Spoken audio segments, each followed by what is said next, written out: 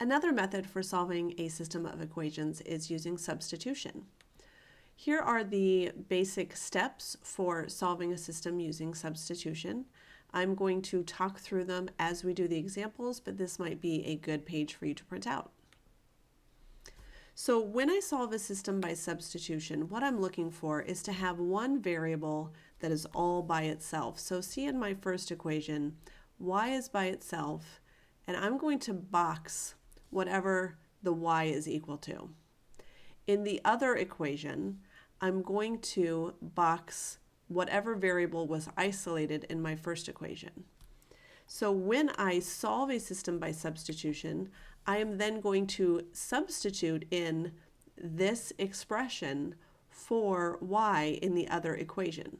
So I'm going to take my second equation, and instead of y, I'm going to plug in negative 3x minus 6, because that is what y is equal to. So I'm substituting an equivalent value, and then equals 1. So notice these two equations are the same, except that I've replaced y with all of the expression that I boxed in the first equation.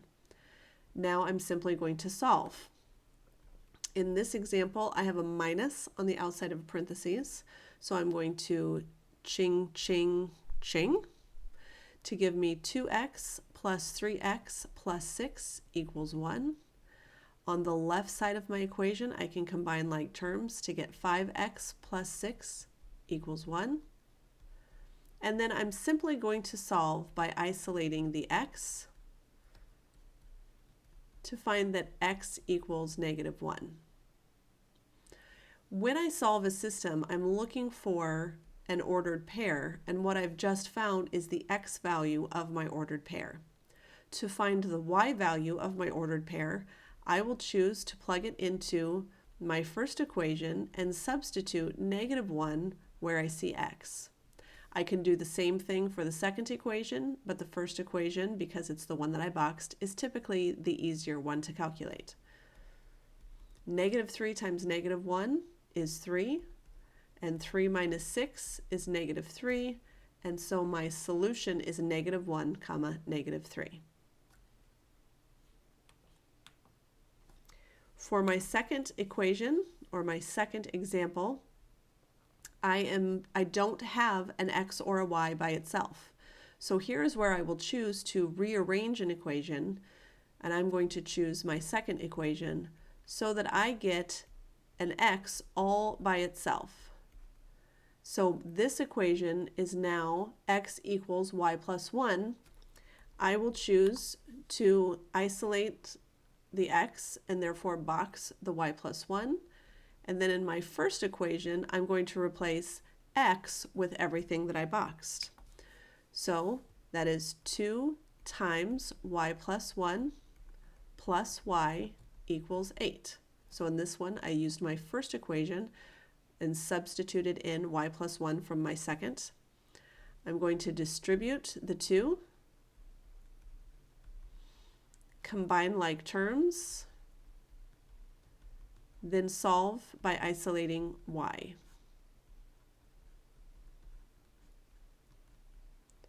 Y equals 2 in this case. Then I will take my first equation and replace y with 2 and find that x is 3. So my solution is 3 for x and 2 for y, which is 3 comma 2.